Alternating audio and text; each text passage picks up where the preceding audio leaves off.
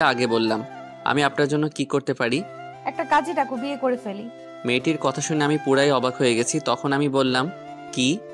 ডাকো, জানো আমি তোমাকে ছাড়া আর একটি মুহূর্তও থাকতে পারবো না। আপনাকে ভূতে লাড়ে নাকি শয়তানে লাড়ে বলুন তো? মানে? কোন পাগলাগারদ থেকে পালিয়ে আসছেন? কি কি সব উল্টাপাল্টা বলছেন?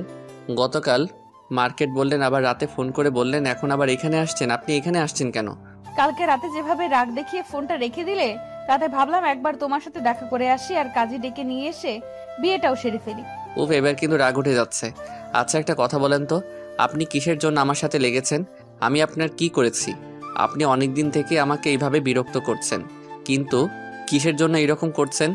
এমনিতেই আপনাকে জ্বালাতন করতে আমার খুব ভালো লাগে, তাই। আর আপনাকে ছাড়া আর কাকে জ্বালাতন করব বলেন? কি বলছেন এসব?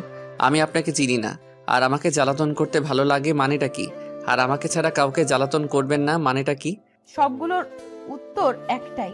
তুমি মনে হয় ভালোভাবে বুঝতে পেরেছো, তুমি আমার স্বামী, আমি তোমার স্ত্রী। তবে শুনুন, আমার না বিয়ে ঠিক করা আছে। আর আমার ওয়াইফের নাম সুলতানা। 15 দিন পর আমার বিয়ে। ও, আপনাদের তো বলতে ভুলেই গিয়েছিলাম যে আমার বিয়ে আর মাত্র 15 দিন বাকি। তাই বুঝি?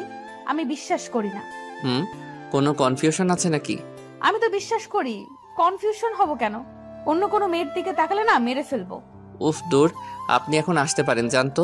ওকে জানো, খুব তাড়াতাড়ি তুলে নিয়ে বাসর করবো, রেডি থেকো। বাই।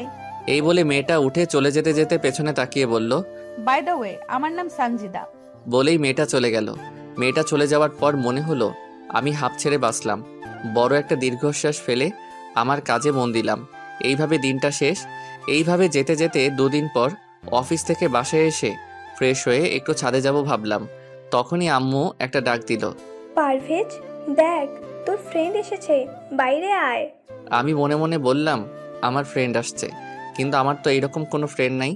যাই হোক, আমার রুম থেকে বেরিয়ে এসে দেখে তো আমার চক্ষু চড়ক গাছ। আমি আবারও আগের বারের মতো হতবাক। আরে আপনারা ভাবছেন কে এসেছে?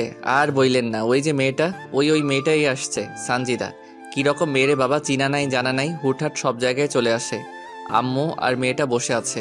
আমার এইভাবে হা করে তাকিয়ে থাকা দেখে আম্মু বলল, কি রে, অবাক হওয়ার কি আছে? আর ওইরকম গাধার মতো দাঁড়িয়ে আছিস কেন? বস এসে। আমি কিছু না বলে বসলাম। আর ওই মেয়েটার দিকে তাকিয়ে দেখি মেয়েটা একরকমের হাসি দিচ্ছে। শয়তানিটাই ফাঁসি। তা দেখেও আমি কিছুই বললাম না। আমি বসার পরে আম্মু বলল, তোরা বসে গল্প কর, আমি একটু আসছি। আচ্ছা ঠিক আছে। এমনিতেই আমার প্রচণ্ড রকম রাগ হচ্ছে যে মেয়েটাকে আমি চিনি না, হুটহাট করে সব জায়গায় চলে আসছে। তারপরও আমি সব কিছুই বুঝিয়ে বলেছি। তারপরও এইরকম কাজ করে কিভাবে? আমার চুপ করে বসে থাকা দেখে মেয়েটা বলল, আমার জানুটা কি ব্যাপার? রেগে আছে মনে হয়। রাগলে না তোমাকে অনেক কিউট লাগে জানো। না, আমি রাখবো কেন? আপনি কি রাগ করার মতো কিছু করেছেন যে আমি রাগ করব? না, আমি জানি আমার জানুর রাগ অনেক। আর তুমি যে এখন প্রচুর রেগে আছো আমি বুঝতেই পারছি। তো যখন বুঝতেই পারছেন, তাহলে আবার বলেন কেন? আর আপনি আমার বাসার ঠিকানা কোথায় পেলেন? আমি যেখানেই পেয়েছি তোমাকে বলবো কেন? আপনাকে বলতেই হবে, বলেন। আর কেন আসছেন? আমার পিছনে কেন পড়ে আছেন? আপনি ঠিকানা পেয়েছেন ঠিক আছে, তো আবার বাসায় এসেছেন কেন? আসতে মন চেয়েছে তাই এসেছি, আরো আসবো। আর আমার জানুটাকে অনেক দিন দেখি নাই, তাই চলে এসেছি। ওরে আল্লাহ রে, আমাকে একটু উপরে উঠাই নাও, তাও মনে হয় আমি ভালো থাকবো। আরে কি বলেন এসব? আর মাত্র কয়েকদিন পর বিয়ে, আর এখন এগুলো কথা বলছো কেন? তো আমি কি করব বলেন? কিছুই করতে হবে না, যাই হোক। তোমার বিয়েতে আমাকে দাওয়াত দিচ্ছ তো নাকি? আপনাকে দাওয়াত দিব আমার বিয়েতে? কোনো প্রশ্নই ওঠে না। দাওয়াতটাও লাগবে কেন? আমি তো তোমাকে বিয়ে করব, রোম্যান্স করব। বউকে দাওয়াত দিতে হয় না। দেখো না, বউ নিজে এসে গেছে বিয়ের কথা বলতে। ফাজিল মাইয়া, তোরে বিয়ে করতে ঠেকা পড়ছে। আমার কথা শেষ না হতেই আব্বুর আগমন। কি হ্যাঁ, কে কাকে দাওয়াত দিচ্ছে না শুনি? আঙ্কেল আসসালামু আলাইকুম, আপনি কেমন আছেন? আমি ভালো আছি মা, তুমি কেমন আছো? আর তোমার বাসার সবাই কেমন আছে? সবাই ভালো আছেন। আম্মু বলল আপনাদের সাথে দেখা করে যেতে। আর আম্মু আপনাকে আর আন্টিকে একবার যেতে বলেছে, তাই আর কি। কথা শেষ না হতে আমি শুরু করলাম, ও তাহলে আমার সাথে প্রথম দিন থেকে তাহলে সবার অভিনয় চলছে? বাহ, খুব ভালো। তোমরা চীনা পরিচিত তাহলে? আসলে একটু খারাপ লাগছে এটা ভেবে যে আব্বু আম্মু সবাই ওই মেয়েটাকে চেনে আর আমার সামনে প্রকাশ করেন না। আর আব্বু বলছিলেন না যে কাকে দাওয়াত দিব না, সে হচ্ছে এই মেয়েটা। চুপ গাধা, যা উপরে যা। এইখানে আর বসে থাকতে হবে না। আর শোন, কালকে সকালে তো ফ্রেন্ডের সবাইকে দাওয়াত দিবি। আচ্ছা। আমি উঠে চলে আসার সময় একটা কথা মাথার মধ্যে কেমন যেন ঘুরপাক খাচ্ছে। আমি আর কিছু না ভেবে পেছনে ঘুরে মেয়েটাকে উদ্দেশ্য করে বললাম, এই যে আপনি কি সানজিদা ইসলাম সুলতানা? আমার কথা শুনে ওর মুখটা কেমন চুপসে গেল। আর আব্বু তো মনে হয় পুরাই অবাক হয়ে গেছে, কিছুই বলছে না, শুধুই তাকিয়ে আছে। কেউ কিছু বলছে না, এর দুজনেই হতবাক। এইবার আমার একটু রাগ হলো। আমি এবার জোরে বললাম, কি হলো বলেন, কথা বলেন। আমার দিকে তাকিয়ে আব্বু বুঝতে পেরেছে যে কিছুটা আমার রাগ হচ্ছে, তাই আব্বু আর কিছুই বলল না, কারণ আমি রাগলে কেউ কিছুই বলে না। আর তখন কেউ কিছু বললে আমার রাগ বেশি হয় আর পরিণতি খারাপ হয়। এখনও কেউ কিছুই বলছে না। আমি এবার বললাম, কি কিছু বলছেন না কেন? কিছু বলবেন না অন্য কিছু করতে হবে আমাকে? এবার মনে হয় মেয়েটা একটু ভয় পেয়েছে। ভয় পেয়ে মেয়েটা ভাঙা ভাঙা গলায় কথা বলছে। আমি মেয়েটা ভয় পেয়ে বলতে যাবে এমন সময় আম্মু চলে এসে বলছে, কি হয়েছে? তুই ওকে ওই রকম করছিস কেন? তুই দিন দিন কি হচ্ছিস বলতো? বাড়িতে একটা মানুষ এসেছে আর তুই কি না আলতু ফালতু প্রশ্ন করা শুরু করেছিস? কই না তো, আমি তো শুধু সত্যি কথাটা জানতে চাইলাম। আর তুমি কি না কি বলছো? তোকে কিচ্ছু এখন জানতে হবে না, এখন উপরে যা, পরে জানবি। সাথে আবার আব্বু একটু যোগ করলো, আমিও তো সেই কথাই বলছি, তুই এখান থেকে যা, আমি পরে সব বলবো। আচ্ছা ঠিক আছে, তবে আপনি কিন্তু পার পাবেন না, আপনাকে উত্তর দিতেই হবে। বলেই আমি উপরে চলে গেলাম। পরদিন সকালে ঘুম থেকে উঠে ফ্রেশ হয়ে নাস্তা শেষ করে অফিসে চলে আসলাম। সেদিনের মতো অফিস শেষে বাসায় এসে দেখি ভাইয়া ভাবি আসছে আর পিচ্চি এসেছে। আরে, আপনারা ভাবছেন পিচ্চি আবার কে? ও, আপনাদের তো বলাই হয়নি।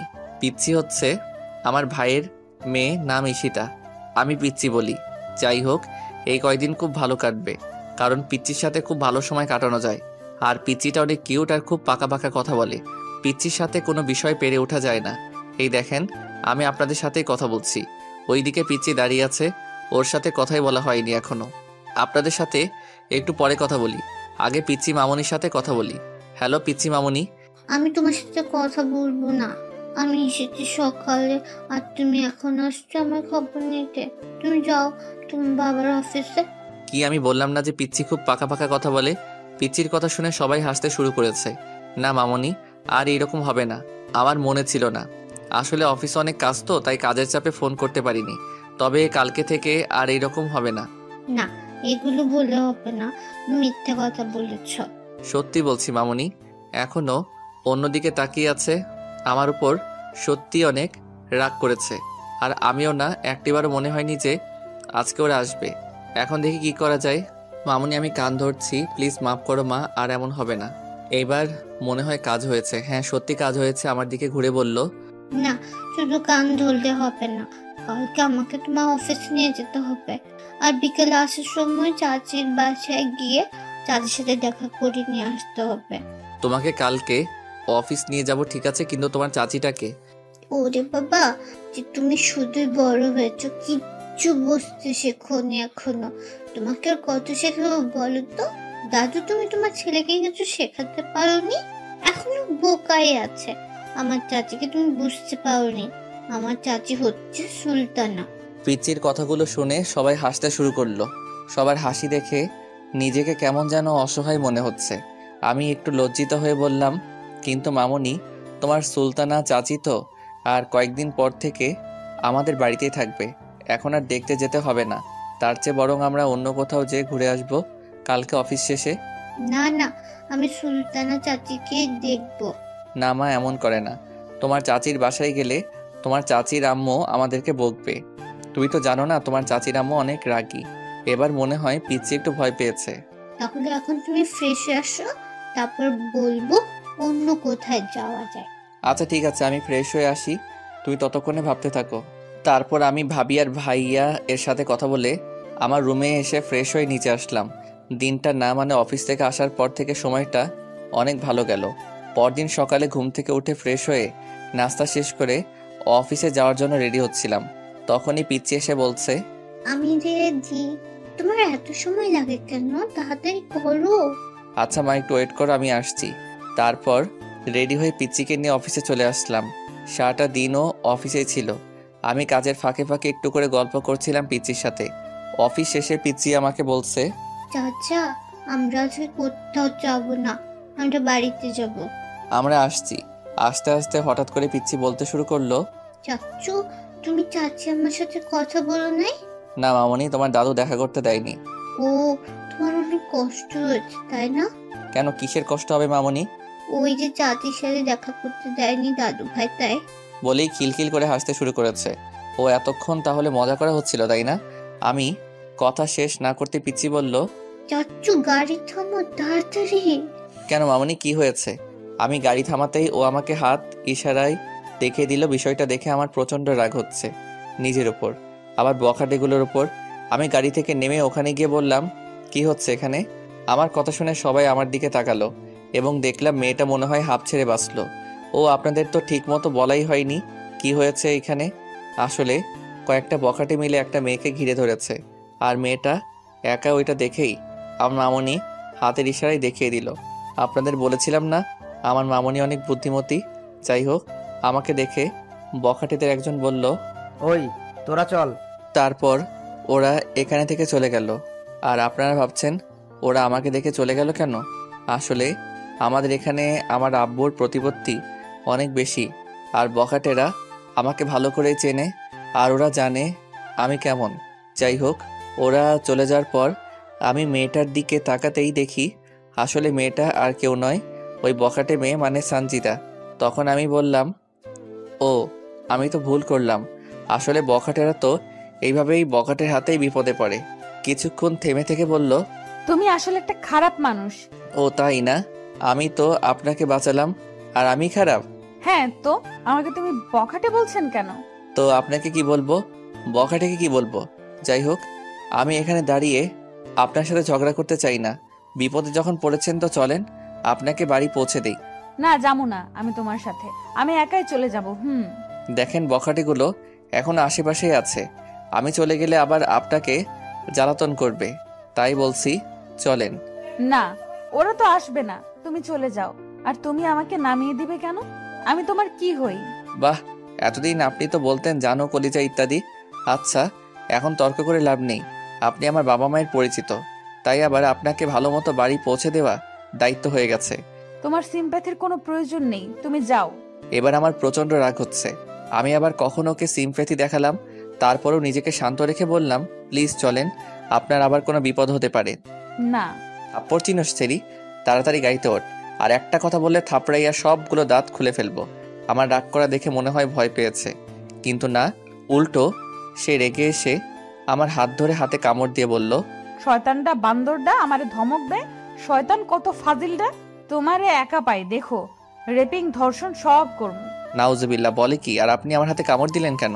মন চাইছে দিছি, আরো দিমু। এখন চুপচাপ গিয়ে গাড়ি চালাও। তারপর সঞ্জিতা গিয়ে গাড়িতে উঠে বসলো। বুঝলাম না ওই মাইয়া হঠাৎ উল্টে গেল কেন। যাই হোক, আমিও আর না ভেবে আমিও গাড়িতে উঠে চলা শুরু করলাম।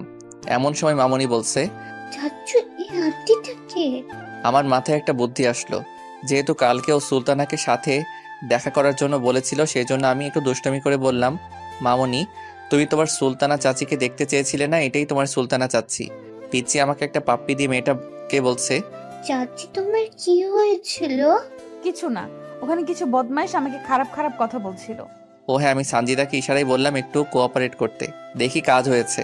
আসলে মেয়েটা ভালো কথা তো ভালোই শুনছে। পিচ্ছি আবার মেয়েটাকে প্রশ্ন করলো, চাচি, তোমার আম্মু নাকি পচা আর অনেক রাগ দেখায়, তাই তো আমাকে তোমাদের ওখানে নিয়ে যায়নি। যাক, ভালোই হলো, তোমার সাথে দেখা হয়ে গেল। আম্মু, তোমার চাচ্চু বলেছে এই কথা, তাই না? আসলে তোমার চাচ্চু একটা পচা, তাই এই কথা বলেছে। না, আমার চাচ্চু পচা না। ওদের কথার মাঝে আমি বললাম, আপনাকে কোথায় নামিয়ে দিব? তখন মেয়েটা আমাকে ওর বাড়ির ঠিকানা দিল, কিন্তু ওর ঠিকানা শুনে আমার সন্দেহ আরও বেড়ে গেল যে মেয়েটাকে। আমার মাথায় শুধু একটা কথাই শুধু ঘুরপাক খাচ্ছে, যে মেয়েটাকে। আরে আপনারা ভাবছেন আমি এগুলো ভাবছি কেন? আসলে মেয়েটা যে ঠিকানাটা দিয়েছে সেটা হচ্ছে আমার হবু শ্বশুর বাড়ির, মানে সুলতানাদের বাসার। আমার চুপ করে থাকা দেখে মেয়েটা আমাকে বলছে, কি ব্যাপার, চুপ করে গেলেন কেন? না, এমনিতেই। মেয়েটা আর পিচ্ছি গল্প করছে, আর আমি মনে মনে ভাবছি মেয়েটাকে। আমি বাসায় গিয়ে হাজারবার বললেও সুলতানার একটা ছবিও দেখাবে না। আসলে আমাকে প্রথমে সুলতানাকে দেখার বিষয়ে বলা হয়, কিন্তু আমি তখন বাহাদুরের মতো বলেছিলাম, আপনাদের পছন্দই আমার পছন্দ, আর এখন দেখতে চেয়েও দেখতে পাচ্ছি না। কপাল আমার। তবে আপনাদের বলছি, আপনারা কেউ আমার মতো এমন বোকামি করবেন না। যাই হোক, তারপর মেয়েটাকে আমার বউয়ের বাড়ি থুক্কু আমার হবু শ্বশুর বাড়ির কাছে নামিয়ে দিয়ে চলে আসলাম। বাসায় এসেই সরাসরি ভাবির কাছে হানা দিলাম, কোনো লাভ হলো না। তারপর ভাইয়ার এর কাছে তাতেও ফেল মারলাম, সবার একই কথা। কদিন পরেই তো বিয়ে, এখন আর দেখতে হবে না। শত শত বুঝিয়েও লাভ হচ্ছে না, তাই ব্যর্থ হয়ে রুমে এসে ফ্রেশ হয়ে বিছানায় গায়ে এলিয়ে দিলাম। চোখটা একটু ধরে এসেছে, তখনই আব্বুর ডাক। ধর্মর করে উঠে দৌড় না হলে খবর আছে, আর এখন ডাকার ধরনটা আলাদা মনে হচ্ছে। যাই হোক, নিচে আসতে আসতেই বুঝতে পারলাম যে কিছু একটা হয়েছে। আব্বুর কাছে এসে বললাম, কি হয়েছে আব্বু? আজকে রাস্তায় কি করেছিস? ওই না তো, আমি তো কিছুই করিনি। রাস্তার মেয়েদের জ্বালানো শুরু করেছো? না আব্বু, আমি তো এরকম কিছুই করিনি। আর তোমার কি মনে হয় আমি যখন পড়াশোনা করতাম তখনই মেয়েদের পাত্তা দেইনি, আর এখন? আর তোমাকে কে কি বলেছে শুনি? আমি সব ঠিকঠাক জানি যে তুই আজকে কাকে এগুলো করেছিস, আর বলছিস এগুলো করিসনি। এবার আমার মাথার মধ্যে সবকিছু একদম পরিষ্কার হয়ে গেল। আমি বুঝতে পারছি না মেয়েটা আমার পেছনে লেগেছে কেন। আমি আব্বুকে বললাম, ওইটা কি সুলতানা? হ্যাঁ। সত্যি? হ্যাঁ মানে না, আমি কি বলতে কি বলেছি। এই তুই এখন যা, পরে এই বিষয়ে কথা বলবো। তারপর আমি ওখান থেকে চলে আসলাম। এসে যেইমাত্র বিছানায় একটু শুয়ে পড়ার প্রস্তুতি নিচ্ছি, তখনই আমার ফোনটা বেজে উঠল। অপরিচিত নাম্বার দেখেও 7-5 না ভেবে রিসিভ করলাম, কিন্তু মেজাজটা খারাপ থাকায় একটু কটমট করে বললাম, হ্যালো। কিন্তু এ কি, ওই পার থেকে শুধু হাসির আওয়াজ পাওয়া যাচ্ছে। আমার বিরক্তি আরও বেড়ে যাচ্ছে, মেজাজটা আরও বেশি খারাপ হচ্ছে। আপনারাই বলেন কার মেজাজ খারাপ হবে না এরকম অবস্থায়? একে তো আব্বুকে ওই বজ্জাত মেয়েটা মিথ্যা কী সব বানাই বলছে, আর এখন আবার ফোনে এইরকম বিরক্তি, আর ভালো লাগছে না। আমি আবারও বললাম, হ্যালো। কিন্তু একই কাহিনী, এবারও শুধুই হাসির শব্দ। আমি এইবার আর চুপ থাকতে পারলাম না। ওই বজ্জাত মেয়ে, তুই কি পাইছিস রে? যেদিন থেকে আমার পেছনে ঘোরা শুরু করছিস সেদিন থেকেই প্রায় সময় আমার জন্য একটা না একটা বাস তৈরি হয়ে থাকে। আমি কি দোষ করেছি? দয়া করে এবার আমার একটু রেহাই দেবন। এক নিঃশ্বাসে কথাগুলো শেষ করেছি আমি। এবার উত্তর পেলাম, এই তো জ্বালানো মাত্র শুরু জানো, এখনো তো সারা জীবন পড়েই আছে। এখনই এই অবস্থা? আর হ্যাঁ, আমি তোমার বোন না সানজিদা, তোমার জানুটা। আপনি আমার যাই হন না কেন আগে বলেন, আমার আব্বুর কাছে কি বলেছেন? কই না তো, আমি তো কিছুই বলিনি তো জানো। দেখেন, মেজাজটা এখন খুবই খারাপ আছে। প্লিজ আর এখন এমন কিছু করতে বাধ্য করবেন না যে পরে আপনাকে এর জের টানতে হয়। ওই আমাকে ভয় দেখাও? হ্যাঁ, আমি আর তোমাকে ভয় পাই না। এখন আমি বুঝে গেছি তোমাকে কিভাবে শাস্তি পাওয়াতে হয়। একটু শান্ত হয়ে বললাম, দেখেন আপনি দয়া করে বলুন আমি আপনার কি ক্ষতি করেছি যার জন্য আমাকে এর মাসুল দিতে হচ্ছে? আর আমার বিয়ে ঠিক করে রাখা। আপনি প্লিজ আমার পিছু ছাড়েন। ওই চুপ। আর হ্যাঁ, কই তখন মনে ছিল না যে আমি একটা মেয়েকে থাপ্পড় দিতে যাচ্ছি? কোন সাহসে? ও, তাহলে এই কারণে আমার নামে বিচার এসেছে। আর আমি যে আপনাকে ওদের হাত থেকে বাঁচালাম, এটার কি? তো কি হয়েছে, বাঁচিয়েছো ভালো কথা। আমাকে তো রাগ না দেখালেও পারতে, একটু আদর ভালোবাসা দিতে। না, তখন আমার উচিত ছিল সিনেমার নায়কদের মতো আপনাকেও কোলে তুলে নিয়ে আমার গাড়িতে বসানো, তাই না বজ্জাত মেয়ে? একটু না হলে করতে, কি হতো একটু কোলে তুলে নিলে? সরি, মাফ করবেন। আমি যেন আপনাকে আর আমার চোখের সামনে না দেখি বলেই ফোনটা কেটে দিলাম। আসলে মেয়েটার কথা শুনে আমার রাগ আরও বেশি হচ্ছিল, আর ভালো লাগছিল না, তাই লাইনটা কেটে দিলাম। যাই হোক, তারপর থেকে আর কোনো সমস্যা করেনি মেয়েটা। এইভাবেই চলতে চলতে বিয়ের দিন চলে আসলো। আজকে গায়ে হলুদের দিন। সন্ধ্যার পর ভাবি এসে আমাকে ভাবির ফোনটা দিয়ে বলছে, নে ধর, ওই মেয়েটা কথা বলবে। না, আমি ধরতে পারবো না। আপনারা ভাবছেন ভাবির কাছে কেন ফোন করেছে? আসলে ও আমার কাছে ফোন করেছে, কিন্তু আমি রিসিভ করিনি। আর ভাবতে পারেন ভাবির ফোন নাম্বার কই থেকে পেলো, সে নিয়েছে। তুই ফোনটা ধরবি না, আমি আব্বুকে ডাকবো। আসলে আমি আব্বুকে ভয় পাই, আর আমার বাসার সবার কাছ দেখে মনে হচ্ছে আমার বিয়ে সুলতানার সাথে না মেয়েটার সাথেই হচ্ছে। যাই হোক, আমি ফোনটা ধরলাম। আমি কোনো কথা বলছি না দেখে ফোনের ওই পাশ থেকে আওয়াজ আসলো, কেমন আছেন? ভালো তো থাকতে দিলেন না, আবার জিজ্ঞেস করছেন কেমন আছি। তাই বুঝি? আচ্ছা ঠিক আছে, তোমাকে কথা দিলাম আজকের পর থেকে আর জ্বালাতন করব না ফোন করে। সত্যি? সত্যি। তবে ভালো থাকবেন। আপনি আপনার রাস্তা দেখেন, আর আমারটা দেখি। ওকে, ভালো থাকবেন, বাই। আমি ওকে বাই বলতে যাব, তার আগেই লাইনটা কেটে দিল। বুঝলাম না। যাই হোক, আজকে আমার বিয়ে, অনেকটা টেনশনে আছি। বোঝেনি তো আপনারা, নতুন বিয়ে করছি। না মানে বিয়ে করছি নতুন, তাই আর কি। সারাটা দিন কেটে গেল, বিয়ের সব কাজ শেষ, নতুন বউ নিয়ে বাসায় চলে আসলাম। কিন্তু আমার পোড়া কপাল, কখনো বউয়ের মুখখানা দেখি নাই, শুধু শুনলাম যে আমার বউ নাকি সুন্দর। আর একটা আশ্চর্য বিষয় হচ্ছে, আমি সেদিন মেয়েটাকে এখানে নামিয়ে দিয়ে গিয়েছিলাম, বাট আজকে তো একবারও দেখলাম না মেয়েটাকে। আজকে অনেক খারাপ লাগছে এটা ভেবে যে অনেক খারাপ ব্যবহার করেছি মেয়েটার সাথে। এরপর ফোন করে সরি বলে দেব। বাড়িতে আসার পরে সবাই নতুন বউ নিয়েই ব্যস্ত, আমার দিকে কারো কোনো খেয়াল নেই। আসলে নতুন বউ বাড়িতে নিয়ে আসতে আমার যে একটা অবদান আছে সেটা কেউ মনে হয় জানেই না। আমার অবস্থা এখন ডাস্টবিনে ফেলে আসা খাবারের মতো, কেউ একবার তাকেও দেখছে না আমার দিকে। আমার এই অবস্থা দেখে ভাই আমার কাছে এসে বলছে, কি ব্যাপার ভাই, কষ্টে আসত মনে হয়? আমি বললাম, কি যে বলেন না ভাই, কষ্টে থাকবো কেন। এরপর আরো কিছু কথা হলো ভাইয়ার সাথে। ও, আপনারা শুনবেন না? আমার বলতে লজ্জা লাগছে। বোঝেন তো, প্রথম বিশ্বযুদ্ধ না, মানে নতুন বিয়ে করেছি, তাও শুনবেন? আচ্ছা শুনেন। ভাইয়া এর কাছে থেকে কিছু টিপস নিলাম। আর কিভাবে বিড়াল মারতে হয়। আসলে আমি আমার ভাইয়ের সাথে ফ্রি, এভাবে অনেকটা সময় পার হয়ে গেল, তাই আমার অবস্থা দেখে উঠে গেল। একটু পর এসে আমাকে বলছে, চলো রুমে যাবে, তোমার জিনিস একা একা বসে আছে। কি বলেন? জিনিস মানে? এখন আবার কিছু জিনিস নিয়ে যেতে হবে? আমি বলেছি তোমার বউ, না মানে তোমার ওয়াইফ একা একা রুমে বসে আছে, যাও তাড়াতাড়ি। ও আচ্ছা, যাই তাহলে।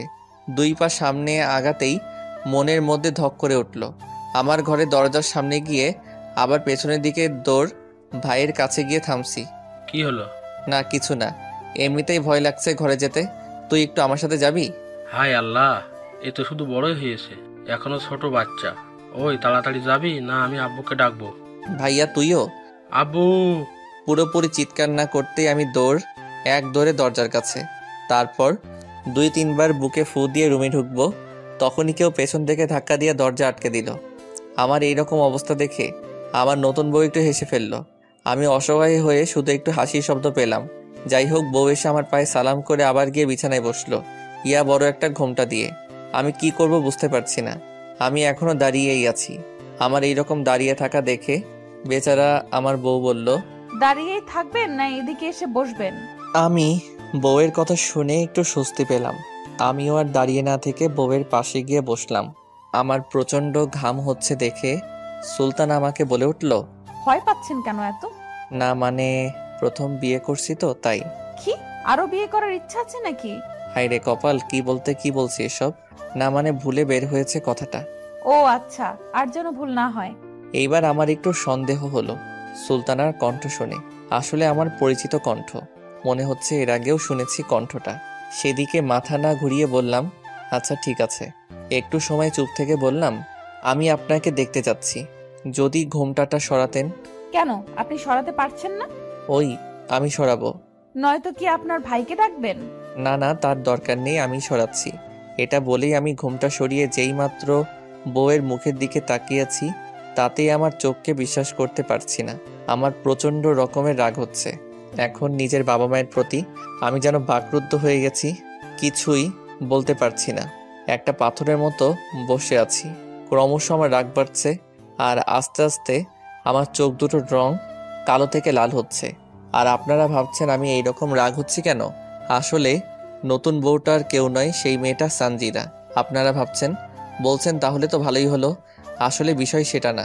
বিষয়টা হচ্ছে আমার সাথে এত নাটক কেন। আমার এখন মনে হচ্ছে আমার আপন কেউ নেই, কারণ আমার বাবা মা বোন দুলাভাই সবাই জানতো যে ওই মেয়েটাই আমার হবু বউ ছিল। আমার এইরকমভাবে তাকিয়ে থাকা এবং রাগ হওয়া দেখে সুলতানা বলে উঠল, কি হলো আপনার? কথা বলছেন না কেন? আর আপনার চোখগুলো এমন লাল হয়ে যাচ্ছে কেন?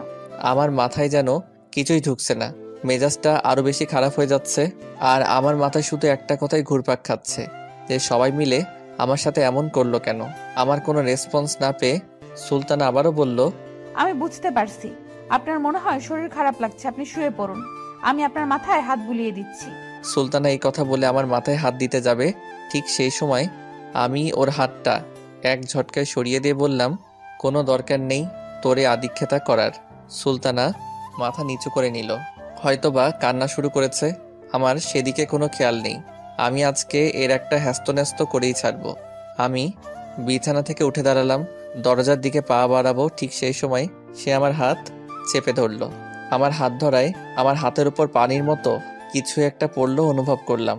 আমি হাতটা ছাড়িয়ে নিতে চাইলেই পারছি না, কারণ নিজের বিবেক চাচ্ছে না। সুলতান আমাকে বলছে, দেখেন অন্তত আজকের দিনটায় সিন ক্রিয়েট করবেন না। বাড়িতে অনেক লোকজন, আব্বু অপমানিত বোধ করবেন। ওর কথায় যুক্তি আছে দেখে আমি বললাম, আচ্ছা ঠিক আছে, তবে আপনি খবরদার আমার কাছে আসার চেষ্টাও করবেন না। ঠিক আছে। তারপর আমি বললাম, আপনি ঘুমান, আর একটা কথা সবাই যেন বুঝতে পারে যে আমরা দুজনেই অনেক খুশি। ঠিক আছে, কিন্তু আপনি ঘুমাবেন না? এই মেয়ে, এই বেশি কথা বলতে না করছি না, আর একটা কথা বললে খবর আছে। সুলতানা আর কিছু না বলে বিছানায় গিয়ে শুয়ে পড়ল। আমি সোফায় গিয়ে ঘুমানোর চেষ্টা করছিলাম, কিন্তু একটুও ঘুম আসছিল না। কেন জানি শুধু একটা কথাই মাথায় ঘুরপাক খাচ্ছে, যে আমি কি দোষ করেছিলাম যে আমাকে এমন শাস্তি দিয়েছে। আপনারা কি বলেন, এটা কি শাস্তি না? আমার সাথে সবাই অভিনয় করেছে। রাতে আর ঘুম হলো না। সকালে ফ্রেশ হয়ে বাইরে বের হতেই দেখি দুলাভাই আমার দিকে তাকিয়ে হাসছে। ভাইয়ের হাসি দেখে বুঝতে পারলাম যে এখন আমাকে নিয়ে কিছুক্ষণ উপহাস করা হবে। তাই আর কিছু না ভেবে বাইরে চলে আসলাম। হাইরে কপাল, বাহিরে এসেও শান্তি নেই। সবাই দেখি একই কথা জিগাই, কিরে রাতে ঘুম কেমন হলো? আমি সবাইকে বলছি ভালো ভালো, কিন্তু কেউ মানতেই চাচ্ছে না। কারণ সারা রাত জেগে থাকার কারণে চোখ দুটো লাল হয়ে আছে। তাই আমি আর বাইরে না থেকে ভেতরে আসলাম। ভেতরে আসতেই আম্মুর ডাক শুনলাম। আম্মুর ডাকে সাড়া দিয়ে আম্মুর কাছে গেলাম। সেখানে দেখি আব্বু আছে। আমি যেতেই আব্বু বললেন, বিকেলে তোমার শ্বশুর বাড়ি যেতে হবে, তোমাদের ওইখান থেকে লোকজন আসবে। আমি কিছু না বলে ওইখান থেকে চলে আসলাম। আমার কেমন জানি কিছুই ভালো লাগছে না। আমার রুমের দিকেও যেতে পারছি না যে গিয়ে একটু ঘুমাবো, প্রচণ্ড ঘুম পাচ্ছে। রাগ মিলিয়ে একদম বিরক্তিকর ব্যাপার মনে হচ্ছে আমার। যাই হোক, আমি আর বাসায় না থেকে চলে আসলাম বাইরে। গাড়িটা নিয়ে বাসায় থেকে অনেকটা দূরে। আবার এখানে এসেও ভালো লাগছে না। আমি আসলে বুঝতে পারছি না যে আমার সাথে এমন কেন হচ্ছে। অতিরিক্ত রাগ থাকলে যা হয় আর কি, কোথাও গিয়ে একটু শান্তি লাগছে না। যাই হোক, আমি গাড়িটা একটা লেকের পাড়ে দাঁড় করিয়ে গাড়ি থেকে নেমে বসে আছি। কেমন জানি ভালো লাগে আমার এমন জায়গায় বসে থাকতে। বসে থাকতে থাকতে কখন যে দুপুর হয়ে গেছে সেদিকে আমার খেয়ালই নেই। সকাল থেকে এখনো পর্যন্ত কিছুই খাইনি, তারপরও একটু খিদের জ্বালা বুঝতে পারছি না। যাই হোক, ফোনটাও পকেট থেকে বের করে আরও বড় ধরনের শক্ট খেলাম। কারণ সকাল 10টার পর থেকে এখনো পর্যন্ত 100টারও বেশি কল আর 50টার বেশি মেসেজ। আমি আর কিছু না ভেবে বাড়ির দিকে রওনা দিলাম। অতঃপর বাসায় এসে যা দেখলাম তা আমার ধারণার বাইরে। এসে দেখি আব্বু বসে আছে আর সবাই সুলতানাকে থামানোর চেষ্টা করছে। আসলে সুলতানা প্রচণ্ড রকম কান্না করছে। আর হ্যাঁ, এখন আমার শ্বশুরবাড়ি থেকে কেউ আসেনি। আমাকে দেখে বাবা বসা থেকে উঠে এসে সরাসরি এক চর বসিয়ে দিলেন। আমি কোনোভাবেই প্রস্তুত ছিলাম না। আর একটা বিষয় দেখে অবাক হলাম যে আমাকে চর মারা দেখে সুলতানার কান্না আরও বেড়ে গেল। আব্বু শুধু বলল, তোর সাহস হয় কিভাবে? এইটুকু বলতেই ভাইয়া এসে আব্বুকে থামিয়ে দিয়ে বলল, তুমি বসো, আমি বলছি। তারপর ভাইয়া আমাকে টানতে টানতে আমার রুমে নিয়ে আসলো। কি তোর কি কোনো বুদ্ধি শুদ্ধি নাই? সব হারাই ফেলছো? কেন, কি হয়েছে ভাইয়া? আমি আবার কি করলাম? তুমি কোথায় গিয়েছিলে? তোমার ওয়াইফ এখনো পর্যন্ত খায়নি, আর তোমাকে কতবার ফোন করেছে দেখো তো। মেয়েটা সেই সকাল থেকে কান্না করেই যাচ্ছে। ও আচ্ছা, শ্বশুরবাড়ির লোকজন কখন আসবে? এই তো কিছুক্ষণের মধ্যে চলে আসবে। আর শোন, তোমার ঠোঁটের কোণে কেটে গেছে, ওইখানে পরিষ্কার করে নাও। তারপর ভাইয়া চলে গেল আর আমি বাথরুমে গিয়ে একদম গোসল সেরে বের হলাম। এই বাবা, এটা কি সুলতানা এখনো রুমে আসেনি?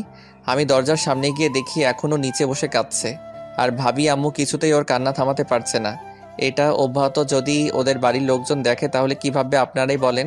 আমি ওপর থেকেই ডাক দিলাম, ভাবি ওকে উপরে নিয়ে আসেন তো। ও মা, এ কি, ওই মেয়েকে কোনোভাবেই উপরে আনা যাচ্ছে না, ও আসতেই চাইছে না। আমি এটা দেখে একটা প্রস্তুতি নিলাম। আমি রুমে গিয়ে একটা টি শার্ট পরে সরাসরি নিচে এসে ওর সামনে দাঁড়ালাম, কিন্তু মেয়েটা এখনও কেঁদেই চলেছে। আমি ভাবিকে বললাম উপরে যেন খাবারটা দিয়ে দেয়, আর ইশারায় বললাম আম্মুকে এখান থেকে নিয়ে যেতে। আসলে তখন সেখানে শুধু ভাবি আর আম্মুই ছিল। তারপর ভাবি আম্মুকে নিয়ে চলে গেল, আর আমি কি ভাবছেন, আমি সুলতানাকে একদম কোলে তুলে নিয়ে উপরে চলে আসলাম। কোলে তুলে নিতেই ও পুরোপুরি অবাক হয়ে গেছে আর কান্নাও থেমে গেছে। রুমে ওকে নিয়ে আসতে আসতে ভাবলাম সুলতানাকে একটু হাসাতে হবে, তাহলে পরে সমস্যা হতে পারে। কারণ কোনো মানুষ অনেক কান্নাকাটি করতে করতে সেন্সলেস হয়ে পড়ে। এখন ভয় একটাই। যাই হোক, রুমে নিয়ে এসে সুলতানাকে নামাতেই খেয়াল করলাম ও খুবই লজ্জা পেয়েছে। আর নামিয়েই বললাম, বাবারে এত ভারী। ও দেখে আমার দিকে তাকিয়ে আছে, মনে হয় কিছু বলবে। আপনি খুবই খারাপ মানুষ, বুঝলেন? তারপর তারপর আর কিছুই না। বলে ও উঠে আমার দিকে এগিয়ে আসছে। ওর চোখের চাহনিগুলো অন্যরকম দেখাচ্ছে। ও আস্তে আস্তে আমার দিকে এগিয়ে আসছে, আর আমি কিছু বুঝতে পারছি না কি করব। ও এগিয়ে আসছে, এবার আমি পিছাচ্ছি। ও এগিয়ে আসছে আর আমি পিছিয়ে যাচ্ছি। একসময় আমি দেওয়ালের সাথে ঠেকে গেলাম, কিন্তু ও থামছেই না, এগিয়েই আসছে। আস্তে আস্তে ও একদম আমার কাছে চলে এসেছে। আমি ওর নিঃশ্বাসের শব্দ শুনতে পাচ্ছি। আস্তে আস্তে ও ওর মুখটা আমার দিকে এগিয়ে নিয়ে আসছে, একদম কাছাকাছি চলে এসেছে। আমার কেমন জানি লাগছে, কিন্তু সুলতানা তো থামছেই না। এমন সময় ঠক ঠক ঠক আওয়াজ পেয়ে সুলতানা ও আমি দুজন একসাথে দরজার দিকে তাকাতেই দেখি ভাবি আর ভাইয়া দাঁড়িয়ে আছে, আর ভাবি আমার দিকে তাকিয়ে মুচকি মুচকি হাসছে। সুলতানা ওদের দেখে প্রচন্ড রকম লজ্জা পেয়েছে, লজ্জায় লাল হয়ে গেছে। আমি যে লজ্জা পাইনি তাও না, তারপরও কিছু বলছি না। ভাবি এখনো ওইখানেই দাঁড়িয়ে আছে। আমি বললাম, কি ব্যাপার, ওখানে দাঁড়ায় থাকবেন না, ভেতরে আসবেন? খিদা লাগছে তো? আসছি তো। তারপর ভাবি খাবার রেখে খেয়ে নিতে বলল, আর যাওয়ার সময় সুলতানাকে কিছু শিখিয়ে দিয়ে গেল। না না বলে গেল, কি আপনারাও শুনবেন? তাহলে শুনুন। সুলতানা, তুমি এই বাদরটাকে একটু মানুষ করো তো। আর হ্যাঁ, তোমাকে কিছু বললে আমাকে বলবা, নয়তো আব্বুকে বলবা। আচ্ছা আপু। আসলে সুলতানা এখনো মাথা ওপরের দিকে উঠায়নি, খুবই লজ্জা পেয়েছে বেচারা। তারপর আর কিছু না বলে ভাবি আর ভাইয়া চলে গেল। এ মায়ে কি, এবার দেখি সুলতানা মাথা তুলে আমার দিকে তাকিয়ে মুচকি মুচকি হাসছে। কি হয়েছে? হ্যাঁ, এত হাসির? হাসতে হবে কেন?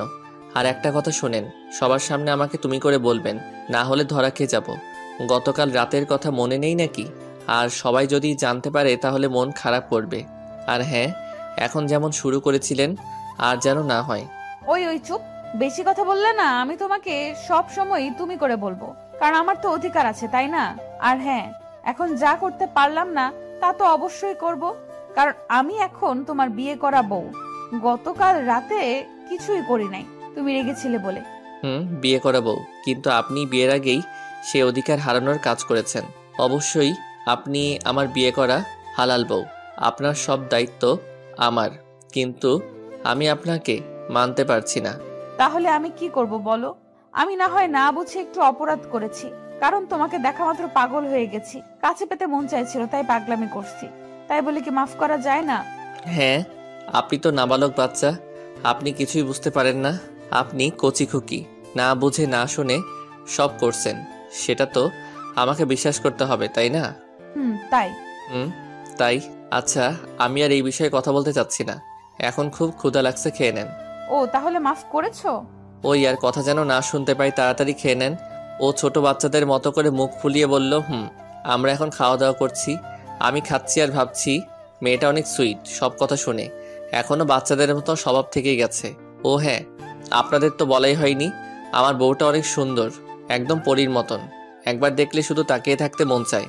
আপনারা ভাবছেন আমি এগুলো বলছি কেন? আসলে ও যাই করুক না কেন, আমার বিয়ে করা বউ তো, যত যাই বলি না কেন একটা টান হয়ে গেছে। যাই হোক, হঠাৎ করে আমার প্রচণ্ড জ্বলছে ঠোঁটের কোণে, কারণ আব্বু চরমারায় ওখানে কেটে গেছে। আমি খাওয়া শেষ করতেই ও বলল, এই জন্য তো তোমার শরীরের এই অবস্থা, এতটুকু খেলে মানুষ কোনো দিনও মোটা হবে না। এমনিতেই জ্বলছে, আর তার উপর এইরকম কথা কার ভালো লাগে? ওই আমার আর মোটা হওয়া লাগবে না, আমি চিকন আছি, চিকনই থাকবো। চুপচাপ খাওয়া শেষ করেন। তারপর ও চুপচাপ খাওয়া শেষ করে প্লেটগুলো নিচে রেখে আসতে গেল, আর আমি বিছানায় গা এলিয়ে দিলাম। একটু পরে দেখি মামনি আসছে।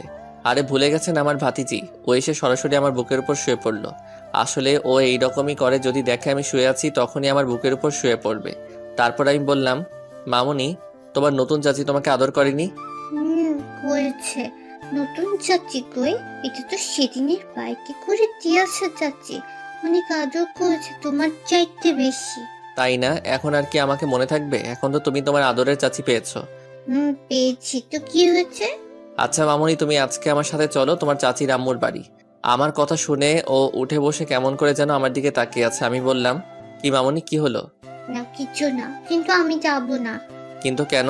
তুমি জানো না, চাচির আম্মু পচা, আমি যাব না বাবা, তুমি যাও।